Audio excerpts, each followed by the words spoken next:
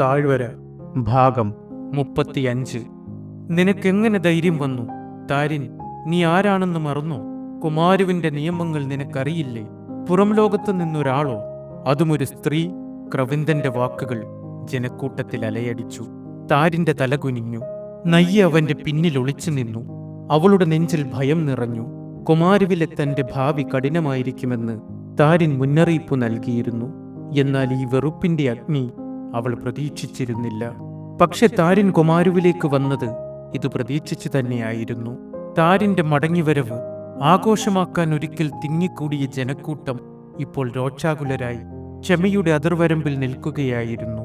അവർ താരിനെ കാത്തിരുന്നത് സന്തോഷത്തോടെയല്ല, മറിച്ച് കോപത്തോടെയും വഞ്ചിക്കപ്പെട്ടതിന്റെ ഭാരത്തോടെയുമാണ്. 3 വർഷം മുമ്പ് അനുഗ്രഹങ്ങളും പൂമാലകളുമായി താരിൻ യാത്രയാകുന്നത് കണ്ട ഗ്രാമവാസികൾ ഇപ്പോൾ മുറുകിയ താടിയെല്ലുകളോടെയും കൂർപ്പിച്ച കണ്ണുകളോടെയുമാണ് അവനെ നോക്കിയത്. ചിരിയില്ല, സ്വാഗതമില്ല, സംശയം മാത്രം. കത്തിപ്പടരാൻ കാത്തിരിക്കുന്ന കോപം മാത്രം. താഴ്വരയിലെ ജനങ്ങൾ മുഴുവൻ അവിടെ തടിച്ചുകൂടിയിരുന്നു. അവർ കുട്ടികളെ പിന്നോട്ട് വലിച്ചു. പുറത്തുനിന്നുള്ള സ്ത്രീയോട് അടുക്കരുതെന്ന് മുന്നറിയിപ്പ് നൽകി. ക്ഷേത്രസമാനമായ മണ്ഡപത്തിൽ കുമാരുവിന്റെ മൂപ്പന്മാർ ആചാരപരമായ ഇരിപ്പിടങ്ങളിൽ ഉപവിഷ്ടരായിരുന്നു. അവരുടെ ആചാരത്തിന്റെ ഭാഗമായ ദീപങ്ങളും പൂക്കളും വിയോരന്റെ അടുത്തായിരുന്നു. ആരതിത്തളികക്കരികിൽ പുതിയ വെള്ളപ്പൂക്കൾ കിടന്നു. അവ അനുഗ്രഹങ്ങൾക്കായി ഉപയോഗിക്കേണ്ടതായിരുന്നു. അവരുടെ മുന്നിൽ നിൽക്കുന്നയാൾ ഒരു ശാപമായി കണക്കാക്കപ്പെടുന്നില്ലെങ്കിൽ താരിൻ അവരെ അഭിവാദ്യം ചെയ്യാൻ തലകുനിച്ചു. എന്നാൽ ആ പ്രതികരണത്തിൽ സ്വാഗതമുണ്ടായിരുന്നില്ല. അവരിൽ ഏറ്റവും കോപാകുലനായി കാണപ്പെട്ടത് ക്രവിന്ദനായിരുന്നു. അവന്റെ കണ്ണുകൾ ഇരുണ്ടും ചുവന്നും കാണപ്പെട്ടു. അവൻ ഇരിപ്പിടത്തിൽ നിന്നും ചാടി എഴുന്നേറ്റ് ഏതാണ്ട് അലറിക്കൊണ്ടാണ് സംസാരിച്ചത്. ഏത് നിമിഷത്തിൽ, ഏത് ശ്വാസത്തിൽ താരിൻ നിന്റെ മനസ്സിന് ബോധം നഷ്ടമായി? നിന്റെ അറിവിനൊപ്പം കേതിരി നിന്റെ ബുദ്ധിയും മോഷ്ടിച്ചോ? അവന്റെ ശബ്ദമിടറി. കോപം യഥാർത്ഥമായിരുന്നു. അവൻ വിറയ്ക്കുന്ന വിരൽ താരിന് നേരെ ചൂണ്ടി. ചുറ്റും കൂടിയ ഗ്രാമവാസികൾ ഞെട്ടി ശ്വാസം വിട്ടു. ക്രവിന്ദൻ നയ്യയെ പുച്ഛത്തോടെ നോക്കി. അവളൊന്ന് ഞെട്ടി. നീ അശുദ്ധിയെ നമ്മുടെ പടിവാതിക്കൽ വലിച്ചിഴച്ചു കൊണ്ടുവന്നു. നമ്മുടെ പൂർവികരുടെ നിയമങ്ങൾ ചവിട്ടിമെതിച്ചു. നിന്റെ ശരീരത്തിൽ ലജ്ജയുടെ ഒരംശം പോലും അവശേഷിക്കുന്നില്ലേ? തനാവിർ തന്റെ ഇരിപ്പിടത്തിൽ നിന്ന് അനങ്ങിയില്ല. അവന്റെ മുഖം കോപം കൊണ്ട് ചുവന്നു തുടുത്തിരുന്നു. ഓരോ പേശിയും മുറുകി. നീ ഞങ്ങളെ അപമാനിക്കുന്നു. ഒരു കുറ്റവാളിയെ തുറന്നു കാട്ടുന്നത് പോലെ അവൻ താരിന് നേരെ കൈ ചൂണ്ടി അലറി. നീ ഞങ്ങളുടെ അഭിമാനമായിരുന്നു. നീ താഴ്വരയുടെ ദീപമായിരുന്നു. എന്നിട്ടിതാണോ? അവൻ നയ്യയെ ലക്ഷ്യമാക്കി അക്രമാസക്തമായി ആംഗ്യം കാണിച്ചു. നീ തിരികെ കൊണ്ടുവന്നത് മനുഷ്യരൂപത്തിൽ പൊതിഞ്ഞ ഒരു ശാപമോ? അവന്റെ ശബ്ദത്തിന്റെ ആഘാതത്തിൽ വിയോരന്റെ അരികിലെ വിശുദ്ധ വിളക്ക് അസ്ഥിരമായി മിന്നി. അവൻ മുന്നോട്ട് ചുവടുവെച്ചു. ശബ്ദമിടറിക്കൊണ്ട് അലറി. വർഷങ്ങളോളം നമ്മൾ നമ്മുടെ പവിത്രത കാത്തുസൂക്ഷിച്ചു. വർഷങ്ങളോളം നമ്മൾ നമ്മുടെ ചരിത്രവും ശുദ്ധിയും നിയമങ്ങളും സംരക്ഷിച്ചു. ഇപ്പോൾ താഴ്വര മലിനമായിരിക്കുന്നു. നയ്യ താരിന്റെ പിന്നിലേക്ക് കൂടുതൽ ഒതുങ്ങി. അവളുടെ നഖങ്ങൾ കൈവെള്ളയിലാഴ്ന്നു. ശ്വാസം തൊണ്ടയിൽ കുടുങ്ങി. അവൾ തണുപ്പ് പ്രതീക്ഷിച്ചിരുന്നു, അകലം പ്രതീക്ഷിച്ചിരുന്നു. എന്നാൽ ഈ അപമാനം അസ്തിത്വം കവർന്നെടുക്കുന്നത് പോലെ തോന്നി. ആചാരങ്ങൾ അറിയുന്ന വിയോരൻ തന്റെ വിരൽത്തുമ്പുകൾ ആരതിത്തളികക്കരികിലെ പൂക്കളിൽ വെച്ച് ദേഷ്യം അടക്കിപ്പിടിച്ച് പതിഞ്ഞ ശബ്ദത്തിൽ എന്തോ മന്ത്രിച്ചു. പിന്നെ ഉച്ചത്തിൽ പറഞ്ഞു, തലമുറകളായി പുറത്തുനിന്നുള്ള അധാർമികതയുടെ ഒരു കണിക പോലും ഇവിടെ പ്രവേശിപ്പിക്കാതിരിക്കാൻ ഞങ്ങൾ പ്രതിജ്ഞയെടുത്തു. ഇന്ന് ആ അതിർവരമ്പ് തകർന്നിരിക്കുന്നു. ഈ മണ്ണിൽ ജനിച്ച നീ, താരിൻ, അതിനെ വിഷലിപ്തമാക്കിയിരിക്കുന്നു. നീ കൊണ്ടുവന്ന ഈ നിഴൽ നമ്മുടെ സമാധാനം നശിപ്പിക്കും. ആളുകൾക്കിടയിലൂടെ ഒരു ഞെട്ടൽ കടന്നുപോയി. ചില ഗ്രാമവാസികൾ വായ പൊത്തി. മറ്റു ചിലർ അടക്കം പറച്ചിലുകളുടെ പ്രാർത്ഥനകൾ ഉരുവിട്ടു. വിയോരൻ ഒരു അദൃശ്യമായ നൂല് ഞെരിക്കുന്നത് പോലെ പൂക്കളിൽ തന്റെ വിരലുകൾ സാവധാനം ഓടിച്ചു. താരിന്റെ നേർക്ക് ജനങ്ങൾ വിശ്വാസം നഷ്ടപ്പെട്ടവരായി നോക്കി നിന്നു. കേതിരിയിലേക്കുള്ള ആദ്യ യാത്ര കഴിഞ്ഞ് അവൻ വന്നപ്പോൾ ഉണ്ടായിരുന്ന സ്നേഹമോ ബഹുമാനമോ ഇപ്പോൾ അവരിൽ ഉണ്ടായിരുന്നില്ല. ആൾക്കൂട്ടത്തിന്റെ അങ്ങേയറ്റത്ത് മേഖല തകർന്ന മനസ്സോടെ ഒരു കല്ലിലിരുന്നു. തോളുകൾ കൂനിക്കൂടി. കണ്ണുകൾ അവിശ്വാസത്താൽ വീർപ്പുമുട്ടി. അവൾ തലയിൽ കൈവച്ച് ദയനീയമായിരുന്നു. അവൾ വഞ്ചിക്കപ്പെട്ടതായി തോന്നി. അവളുടെ ആത്മാവിന്റെ ഒരു ഭാഗം പൊട്ടിപ്പോയിരുന്നു. അവളുടെ കണ്ണുകളിൽ കണ്ണുനീർ നിറഞ്ഞിരുന്നു. പക്ഷെ അവ പുറത്തേക്ക് ഒഴുകി വരാതെ അവൾ നിയന്ത്രിച്ചു. അവളുടെ എല്ലാ പ്രതീക്ഷകളും ഒരൊറ്റ നിമിഷം കൊണ്ട് തകർന്നിരിക്കുന്നു. അവരിൽ ഏറ്റവും ശാന്തനായ വേലാതർ മുന്നോട്ടു വന്നു. അവന്റെ ശബ്ദം മറ്റുള്ളവരുടേതുപോലെ അലറുന്നതായിരുന്നില്ല. എങ്കിലും അതിന് ഒരു പ്രത്യേക ഭാരമുണ്ടായിരുന്നു. നീ താഴ്വരയിലെ ഏറ്റവും ആദരണീയനായ പുത്രന്മാരിൽ ഒരാളായിരുന്നു. ഇവിടെയുള്ള ഓരോ കുട്ടിയും നിന്റെ പേര് അഭിമാനത്തോടെ പറഞ്ഞു. ഓരോ കുടുംബവും നിന്റെ മടങ്ങിവരവിനെക്കുറിച്ച് സംസാരിച്ചു. അവൻ പതിയെ ശ്വാസം ഉള്ളിലേക്ക് വലിച്ചു. ഇപ്പോൾ നീ ഏറ്റവും ശപിക്കപ്പെട്ടവനായി മാറിയിരിക്കുന്നു. ഇപ്പോൾ നീ ഞങ്ങളുടെ മുറിവായി ഞങ്ങൾക്ക് മുന്നിൽ നിൽക്കുന്നു. വാക്കുകൾ പതിയെ വീണു, പക്ഷെ അവ അലർച്ചകളേക്കാൾ കഠിനമായി ആഞ്ഞടിച്ചു. അവൻ തുടർന്നു. അവന്റെ സ്വരം കോപത്തേക്കാൾ അധികം ദുഃഖത്താൽ ഭാരമുള്ളതായിരുന്നു. നിനക്കിപ്പോഴും സമയമുണ്ട്. അവളെ പറഞ്ഞയക്കുക, എന്നിട്ട് തിരികെ വരിക. നിന്നെ ഞങ്ങൾ ഇരു കൈകളും നീട്ടി സ്വീകരിക്കും. ഞങ്ങൾ നിന്നെ ആശ്ലേഷിക്കും.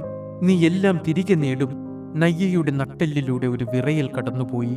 താരിന്റെ കണ്ണുകൾ ഒരു നിമിഷം നയ്യയിലേക്ക് നീങ്ങി. അവൻ തലയുയർത്തി വേലാതറിനെ നോക്കി. അവന്റെ മുഖം ശാന്തമായിരുന്നു. എനിക്കതിന് കഴിയില്ല, അവൻ പറഞ്ഞു. ഞാൻ അവൾക്ക് എന്റെ വാക്ക് നൽകിക്കഴിഞ്ഞു. ഞാൻ അവളെ ഉപേക്ഷിക്കുകയില്ല. കാറ്റുപോലെ മർമരങ്ങളുടെ ഒരു തരംഗം ആൾക്കൂട്ടത്തിലൂടെ പാഞ്ഞു. താരിൻ മനഃപൂർവ്വം തീയിലേക്ക് ചുവടുവെച്ചതുപോലെ വേലാതർ കണ്ണുകൾ അടച്ചു. തനാവിർ തന്റെ ഇരിപ്പിടത്തിൽ നിന്ന് ചാടി എഴുന്നേറ്റു.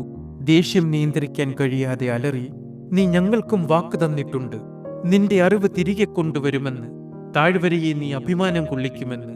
നീ സമ്പത്തും ഭാഗ്യവും കൊണ്ടുവരുമെന്ന് ഞങ്ങളെ വിശ്വസിപ്പിച്ചു. എവിടെ അവയെല്ലാം? നീ കൊണ്ടുവന്നത് നാണക്കേടാണ്. താരിൻ സ്വരമുയർത്താതെ മറുപടി പറഞ്ഞു. എന്റെ അറിവ് ഞാൻ താഴ്വരയിലേക്ക് കൊണ്ടുവന്നിട്ടുണ്ട്. അത് താഴ്വരയ്ക്ക് ഭാഗ്യം നൽകുക തന്നെ ചെയ്യും. അതിനു പകരം ഞാൻ നിങ്ങളോട് അപേക്ഷിക്കുന്നത് അവളെ സ്വീകരിക്കണമെന്നാണ്.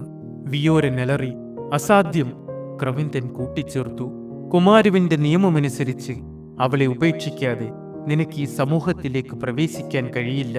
ഒന്നുകിൽ നീ പുറത്തേക്ക് പോവുക, അല്ലെങ്കിൽ അവളെ ഉപേക്ഷിച്ച് അകത്തേക്ക് വരിക. താരിൻ മറുപടി പറഞ്ഞു. ഇല്ല, ഞാൻ അവളെ ഉപേക്ഷിക്കില്ല. ഞാൻ കുമാരുവിനെയും ഉപേക്ഷിക്കില്ല. ഇതാണ് എന്റെ വീട്. താഴ്വരയിലെ ഒരു നിയമവും എന്നെ ഇവിടെ പ്രവേശിക്കുന്നതിൽ നിന്ന് തടസ്സപ്പെടുത്തരുത്. എന്നെ ഇവിടെ ജീവിക്കുന്നതിൽ നിന്ന് തടസ്സപ്പെടുത്തരുത്. വേലാതർ ശാന്തമായി അവനൊരു അവസാന മുന്നറിയിപ്പ് നൽകി. അവന്റെ ഹൃദയം തകർന്നിരുന്നു. താരിൻ, നീ ആ തീരുമാനമെടുക്കരുത്. നീ അവളോടൊപ്പം നിന്നാൽ താഴ്വരയുടെ ഉപേക്ഷിക്കപ്പെട്ട ഭാഗത്ത് ജീവിക്കേണ്ടി വരും. അത് നിനക്ക് വളരെ കഠിനമായിരിക്കും. ആരും നിന്നോട് സഹകരിക്കില്ല. നീ ഭ്രഷ്ട് കൽപ്പിക്കപ്പെട്ടവനായിരിക്കും. നിന്റെ ജനങ്ങൾക്കിടയിൽ നീ ഒറ്റപ്പെട്ടവനായി ജീവിക്കും. ഒരു സഹായവുമില്ലാതെ, ഒരു പിന്തുണയുമില്ലാതെ. അത് നിനക്ക് ദുഷ്കരമാകും. അവളെ ഉപേക്ഷിക്കുന്നില്ലെങ്കിൽ നീ കുമാരു വിട്ടു പോവുക. താരിൻ കണ്ണെടുത്തില്ല. ഇല്ല, ഞാൻ ഇവിടെ ജീവിക്കും. ഈ താഴ്വര അവളെ അംഗീകരിക്കുന്നതുവരെ ഞാൻ ഇവിടെ ജീവിക്കും. ക്രവിന്ദൻ അലറി. സർവനാശം വന്ന് ഈ താഴ്വര നശിച്ചാലും അത് സംഭവിക്കില്ല. താരിന്റെ തീരുമാനം ഉറച്ചതായിരുന്നു. അത് മനസ്സിലാക്കിയ വേലാതർ നിരാശയോടെ തന്റെ ഇരിപ്പിടത്തിലിരുന്നു. കല്ലുകൾ പോലെ എറിയപ്പെട്ട ഓരോ ആരോപണത്തിലും നയ്യയുടെ ലോകം ചുരുങ്ങിക്കൊണ്ടിരുന്നു. കുമാരു അവളെ ഒരു മനുഷ്യജീവിയായി കണക്കാക്കുന്നില്ലെന്ന് അവൾക്ക് തോന്നി. ഗ്രാമവാസികൾ അവളെ വെറുപ്പോടെ നോക്കി. വഞ്ചകൻ, ആരോ അടക്കം പറഞ്ഞു. ശാപം, മറ്റൊരാൾ ഒച്ചയുണ്ടാക്കി. അവൾ ഇരുട്ടു കൊണ്ടുവന്നു. അവൾ അവനെ കബളിപ്പിച്ചു. ഒരു സ്ത്രീ തുപ്പി. അല്ല, അവൻ നമ്മളെ കബളിപ്പിച്ചു. ഒടുവിൽ താരിന്റെ വിധി തീരുമാനിക്കപ്പെട്ടു. വിയോരൻ മുന്നോട്ടു വന്നു. അവൻ ചില മന്ത്രങ്ങൾ ഉരുവിട്ടു. ചാരം, പൂക്കൾ, താഴ്വരയിലെ മണ്ണ് എന്നിവയെല്ലാം ചേർത്ത് ഒരു മനുഷ്യരൂപം നിർമ്മിച്ചു. ഗ്രാമവാസികൾ ഞെട്ടി ശ്വാസം വിട്ടു. ചിലർ കുട്ടികളുടെ കണ്ണുകൾ പൊത്തി. യാമി ലാമിയെ പിന്നിലേക്ക് വലിച്ചു. വിയോരൻ ഉച്ചത്തിൽ മന്ത്രം ചൊല്ലി. അവന്റെ ശബ്ദം അന്തരീക്ഷത്തിൽ പ്രതിധ്വനിച്ചു. പിന്നീട് അവൻ ആ കളിമൺ രൂപത്തിൽ നിന്ന് ചെറിയ കഷ്ണങ്ങൾ പറിച്ചെടുത്ത് താരിന് നേരെ എറിഞ്ഞു. അവന്റെ ശബ്ദം അധികാരത്തോടെ ഉയർന്നു. ഈ നിമിഷം മുതൽ ഞാൻ താരിനെ ഈ താഴ്വരയിൽ നിന്ന് ഭ്രഷ്ടനായി പ്രഖ്യാപിക്കുന്നു. ഞെട്ടലുകൾ അലയടിച്ചു. ചില ഗ്രാമവാസികൾ ഭയന്ന് പിന്നോട്ടു മാറി. വിയോരൻ തുടർന്നു. ഞാൻ നിങ്ങളെ ഓർമ്മിപ്പിക്കുന്നു, താഴ്വരയിലെ ആരും അവനുമായി സഹകരിക്കരുത്. താഴ്വരയുടെ നിയമങ്ങൾ ഒന്നിനു പിറകെ ഒന്നായി. അവൻ അലറി. ഭ്രഷ്ട് കൽപ്പിക്കപ്പെട്ടവന് ക്ഷേത്രങ്ങളിൽ പ്രവേശിക്കാൻ അനുമതിയില്ല. ആരും അവനെ ഒരു ചടങ്ങിനും ക്ഷണിക്കരുത്. ആരും അവനെ സഹായിക്കരുത്. പ്രധാന ചത്തുരത്തിൽ പ്രവേശിക്കാനും സാധനങ്ങളോ സേവനങ്ങളോ കച്ചവടം ചെയ്യുവാനും അവന് അനുമതിയില്ല. ആരും ഭ്രഷ്ടനുമായി ഭക്ഷണ സാധനങ്ങളോ മറ്റവശ്യ വസ്തുക്കളോ പങ്കുവെക്കരുത്. വഴിയിൽ ഭ്രഷ്ടനെ ആരെങ്കിലും കണ്ടാൽ നിങ്ങളുടെ മുഖം അവനിൽ നിന്ന് തിരിക്കുക. താഴ്വരയുടെ പ്രധാന ഭാഗങ്ങളിൽ ഭ്രഷ്ടന് വീട് പണിയാനോ ജീവിക്കാനോ അനുമതിയില്ല. താഴ്വരയിലെ ഒരു വിഭവവും ഉപയോഗിക്കാൻ അവൻ അനുമതിയില്ല. ബഹിഷ്കരിക്കപ്പെട്ടവന് അവകാശങ്ങളില്ല. ഭ്രഷ്ടന്റെ ചരിത്രമോ പേരോ വിജയങ്ങളോ ആരും ഓർക്കുകയോ ചർച്ച ചെയ്യുകയോ അരുത്. ഇത് ലംഘിക്കുന്ന ആരെയും കഠിനമായി ശിക്ഷിക്കും. പുറത്തുനിന്ന് വന്നവർ താഴ്വരയുടെ ഭാഗമായി കണക്കാക്കപ്പെടില്ല. അവരുടെ സ്ഥാനം എപ്പോഴും അവഗണിക്കപ്പെടും. പുറത്തുനിന്നുള്ളവർ താഴ്വരയിലുണ്ടാക്കിയ ഭ്രാന്ത് പരിഹരിക്കുന്നതിനായി അടുത്ത 7 ദിവസത്തേക്ക് ക്ഷേത്രത്തിൽ പ്രത്യേക ശുദ്ധീകരണ ചടങ്ങുകൾ ഉണ്ടാകും. എല്ലാവരും അതിൽ പങ്കെടുക്കുക. എന്റെ അറിവിൽ ഇതാണ് കുമാരുവിന്റെ ചരിത്രത്തിലെ ആദ്യത്തെ കളങ്കം. അവൻ മനുഷ്യരൂപത്തിന്റെ ഒരു ഭാഗം കൂടി താരിന് നേർക്ക് വലിച്ചെറിഞ്ഞു. ജനക്കൂട്ടം തിങ്ങി നിറഞ്ഞു. അവർ മുന്നോട്ട് വന്ന് വിയോരനുണ്ടാക്കിയ മനുഷ്യരൂപത്തിനു മുകളിൽ മണ്ണുവാരി എറിഞ്ഞു. അവനെ അവരുടെ ഓർമ്മകളിൽ നിന്ന് പ്രതീകാത്മകമായി അടക്കം ചെയ്തു. മേഖല മാത്രം അതിൽ പങ്കുചേർന്നില്ല. അവളുടെ കണ്ണിലെ കണ്ണുനീർ ഇപ്പോഴും പുറത്തേക്കൊഴുകാതെ നിന്നു. അവൾ ഇരുന്നിടത്ത് നിന്ന് എഴുന്നേറ്റ് വേഗത്തിൽ തന്റെ വീടിന് നേർക്ക് നടന്നു. താരിൻ ശാന്തനായി നിന്നു. നയ്യ ഈ തീരുമാനത്തിൽ ഭയന്ന് അവന് പിന്നിൽ കൂടുതൽ ഒതുങ്ങി. അവൾ വിറച്ചു. താരിന്റെ തോളിൽ മുറുകെ പിടിച്ചു. ആളുകൾ താരിന്റെ രൂപത്തിനു മുകളിൽ മണ്ണുവാരിയെറിഞ്ഞ ശേഷം അവനെ തിരിഞ്ഞു നോക്കാതെ നടന്നുപോയി. അവർ നിയമങ്ങൾ അനുസരിച്ചു തുടങ്ങിയിരിക്കുന്നു. ഒടുവിൽ മൂപ്പന്മാരും താരിനും നയ്യയും മാത്രം അവിടെ അവശേഷിച്ചു. വിയോരൻ കൂടുതൽ മന്ത്രങ്ങൾ ഉരുവിട്ടു. ചാരത്തിൽ നിന്ന് കറുത്ത വെള്ളമുണ്ടാക്കി അത് രൂപത്തിനു മുകളിൽ ഒഴിച്ചു. അവൻ ഉറക്കെ പറഞ്ഞു, ശപിക്കപ്പെട്ടവനെ, ഭ്രഷ്ട് കൽപ്പിക്കൽ പൂർത്തിയായിരിക്കുന്നു. ക്രവിന്ദൻ രൂപത്തിലേക്ക് തുപ്പി. തനാവിർ അത് കാലുകൊണ്ട് ചവിട്ടി നിലത്ത് തകർത്തു. വേലാതർ ഒരു നിമിഷം അതിലേക്ക് നോക്കി. അവർ താരിനെയോ നയ്യയെയോ നോക്കാതെ നടന്നുപോയി. അവർക്ക് താരിനി നിലവിലില്ല. വേലാതർ മാത്രം അല്പം പിന്നിൽ നടന്നു. കുറച്ചു കഴിഞ്ഞ് അവൻ തിരിഞ്ഞു നോക്കി. അവന്റെ കണ്ണുകളിൽ ദുഃഖമുണ്ടായിരുന്നു. താരിൻ അവനെ നോക്കി. വേലാതർ മുഖം തിരിച്ച് മറ്റുള്ളവരോടൊപ്പം നടന്നുപോയി. കുമാരു താരിനെ അവരുടെ ലോകത്തു നിന്നും മായ്ച്ചു കളഞ്ഞിരുന്നു. താരിനും നയ്യയും മാത്രം ബാക്കിയായി. താരിൻ തന്റെ ശിരസുയർത്തി. അവന്റെ കണ്ണുകളിൽ അവന്റെ തീരുമാനത്തിന്റെയും ദുഃഖത്തിന്റെയും ഒരു മിശ്രിതമുണ്ടായിരുന്നു. അവന്റെ ശരീരം ചലനമറ്റു നിന്നു. മനസ്സിൽ ഒരു നിരാശയുടെ ശൂന്യത രൂപപ്പെട്ടു. താൻ സ്നേഹിച്ച ജനത താൻ വാഗ്ദാനം ചെയ്ത അറിവ് സ്വീകരിക്കാൻ പോലും തയ്യാറാകാതെ തന്നെ പൂർണ്ണമായി തിരസ്കരിച്ചിരിക്കുന്നു. നയ്യ അവന് പിന്നിൽ തന്നെ നിന്നു. ചുറ്റുമുള്ള വെറുപ്പിന്റെ ശക്തി അവളെ മരവിപ്പിച്ചു. അവൾക്കെന്ത് ചെയ്യണമെന്നോ എങ്ങോട്ട് പോകണമെന്നോ അറിയില്ലായിരുന്നു. അവളുടെ വിലാസമില്ലാത്ത ഭൂതകാലം താരിന്റെ സാന്നിധ്യത്തിൽ ഒരു പേര് കണ്ടെത്തിയതിനു ശേഷം ഇപ്പോൾ പുതിയ ഭീകരമായ വിലാസരാഹിത്യത്തിലേക്ക് വലിച്ചെറിയപ്പെട്ടിരിക്കുന്നു. താരിൻ പതിയെ തിരിഞ്ഞു. അവൻ നയ്യയുടെ നേർക്ക് കൈനീട്ടി. നയ്യ വിറച്ചുകൊണ്ട് ആ കയ്യിൽ പിടിച്ചു. അവന്റെ കൈ അവൾക്കൊരു ചെറിയ ആശ്വാസം നൽകി. അവൻ അവളെ തന്റെ കൂടെ കൂട്ടി. താഴ്വരയുടെ പ്രധാന ഭാഗങ്ങളിൽ നിന്ന് വേർതിരിച്ച പുറന്തള്ളപ്പെട്ടവരുടെ ഭാഗത്തേക്ക് നടന്നു. അതേസമയം മേഖല വീട്ടിലെത്തി ആഴത്തിൽ ശ്വാസം വിട്ടു. അവളുടെ കണ്ണുകൾ ചുവന്നു. പക്ഷെ അവൾ കണ്ണുനീർ അടക്കി നിർത്തി. താൻ വഞ്ചിക്കപ്പെട്ടതിന്റെയും വർഷങ്ങളായി താൻ നെയ്ത സ്വപ്നം തകർന്നു പോയതിന്റെയും ക്രോധം അവളെ ഭരിച്ചു. ആ ക്രോധത്തിന് ഒരു ബലിയർപ്പണം ആവശ്യമായിരുന്നു. അവൾ കുടിലിന്റെ വാതിൽ വളരെ ഉച്ചത്തിൽ അടച്ചു. താഴ്വരയിലെ മൺപാതകളിലൂടെ അത് പ്രതിധ്വനിച്ചു. അവൾ ഒരു കൊടുങ്കാറ്റ് പോലെ ചലിച്ചു. അവളുടെ കൈകൾ താരിന്റെ പഴയ തടികൊണ്ടുള്ള പെട്ടിയിൽ പിടിച്ചു. അതിലവന്റെ കുട്ടിക്കാലത്തെ വസ്ത്രങ്ങൾ, അവൻ കൈകൊണ്ട് പകർത്തിയ ഔഷധക്കൈ പുസ്തകങ്ങൾ, 10 വയസ്സുള്ളപ്പോൾ അവൾക്കായി കൊത്തിയെടുത്ത പഴയ തടിപ്പാത്രം എന്നിവ നിറഞ്ഞിരുന്നു. ഓരോന്നായി അവൾ പുറത്തെടുത്തു. അവളുടെ ശ്വാസം ചെറുതും വേദനാജനകവുമായിരുന്നു. മുറ്റത്തെ തറയിൽ അവളെല്ലാം കൂട്ടിയിട്ട് ഒരിക്കൽ അവൻ അഭിമാനത്തോടെ അവൾക്ക് കൊണ്ടുവന്ന് താൻ കണ്ടെത്തിയ ഇലകൾ കാണിച്ചു കൊടുത്തിരുന്നു. ഇപ്പോൾ അവൾക്കവയെ നോക്കാൻ പോലും കഴിഞ്ഞില്ല. അവളുടെ കണ്ണുകൾ കടുത്തു. അവൾ ഒരു തീപ്പന്തം കത്തിച്ചു. തീ ആളിക്കത്തിയപ്പോൾ അവളുടെ കണ്ണുകൾ അതിലെ തീനാളം പോലെ തിളങ്ങി. തന്റെ എല്ലാ പ്രതീക്ഷകളെയും തീ കൊളുത്തി നശിപ്പിക്കുന്നത് പോലെ അവൾക്ക് തോന്നി. ആ തീയിൽ താൻ കണ്ട സ്വപ്നം ചാരമായി മാറുന്നത് അവൾ കണ്ടു. തീ കെട്ടടങ്ങിയപ്പോൾ അവൾ ഒരു നീണ്ട വടിയെടുത്തു. അവളുടെ ദേഷ്യം കെട്ടടങ്ങിയിരുന്നില്ല. അത് താരിന്റെ ഏറ്റവും വലിയ സംഭാവനയായ ഔഷധത്തോട്ടത്തിലേക്ക് തിരിഞ്ഞു. അവൾ ഓരോ അപൂർവ ചെടികളുടെയും അടുത്തേക്ക് ചെന്നു. അവളുടെ ഹൃദയം പിടഞ്ഞു. പിന്നീട് അവൾ വടിയുയർത്തി ആദ്യത്തെ ചെടിയെ അടിച്ചു. ഒരു അപൂർവ ഇനം നീലവിത്തുള്ള വേര് തകർന്നുപോയി. അവൾ അക്രമാസക്തമായി ചില്ലകൾ നിലത്തുനിന്ന് വലിച്ചു പറിച്ചു. അവ ദൂരേക്കെറിഞ്ഞു. മറ്റൊരു ചെടി വേരോടെ പിഴുതെടുത്തു. മറ്റൊന്ന് അവളുടെ കുതികാൽ കീഴിൽ ചതഞ്ഞു. അവൻ നട്ടതെല്ലാം അവൾ ആഞ്ഞടിച്ചു, വലിച്ചു കീറി നശിപ്പിച്ചു. കരുത്തോടെ വളർന്ന കൃഷിയിടം ഇപ്പോൾ ഒഴിഞ്ഞ തണ്ടുകളുടെയും ചിതറിക്കിടക്കുന്ന മണ്ണിന്റെയും ഒരു വലയായി ചുരുങ്ങി. അവളുടെ ശ്വാസം കിതച്ചു. വിയർപ്പ് അവളുടെ മുഖത്തുകൂടി ഒഴുകി. ഇപ്പോൾ കണ്ണുനീർ സ്വതന്ത്രമായി ഒഴുകി, തടസ്സമില്ലാതെ. ഒടുവിൽ അവസാനത്തെ അപൂർവത്തായി അവളുടെ കയ്യിലിരിക്കെ അവൾ അലറി. ഹൃദയഭേദകവും വഞ്ചനയും സഹിക്കാനാവാത്ത നഷ്ടവും നിറഞ്ഞ ഒരു ശബ്ദം. എന്നിട്ടത് വയലിലേക്ക് വലിച്ചെറിഞ്ഞു. അവൾ തറയിലിരുന്നു. കൈകൾ വിറച്ചു. ദുഃഖത്താൽ അവളുടെ നെഞ്ചു പിടച്ചു. വളരെ നേരം അവൾ എഴുന്നേറ്റില്ല. ഇരുട്ടു വീഴുന്നതിന് മുമ്പ് താരിനും നയ്യയും താഴ്വരയുടെ പുറന്തള്ളപ്പെട്ട ഭാഗത്തേക്കെത്തി. ഈ പ്രദേശം കുമാരുവിന്റെ പ്രധാന കേന്ദ്രത്തിൽ നിന്ന് ഇടുങ്ങിയ ഒരു അരുവി വഴി വേർതിരിക്കപ്പെട്ടിരുന്നു.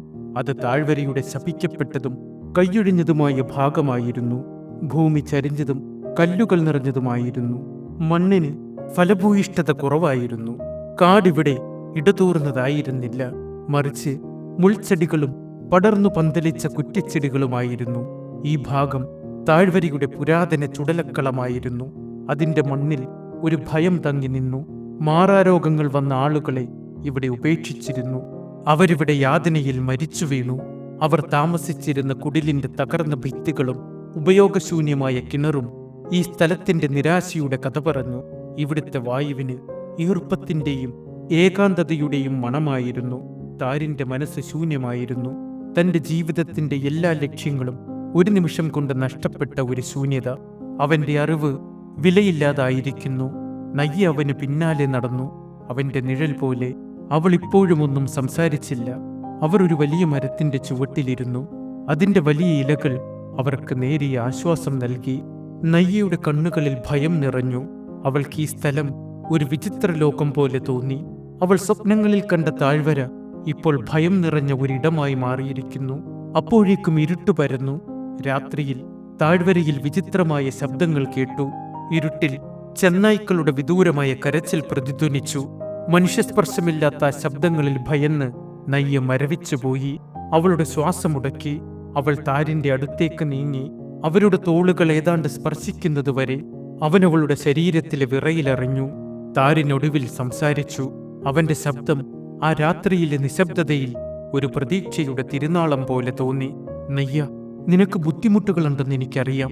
ക്ഷമിക്കുക. ഈ രാത്രി മാത്രം അതിജീവിച്ചാൽ മതി. നാളെ രാവിലെ ഞാൻ നമുക്കൊരഭയമുണ്ടാക്കും.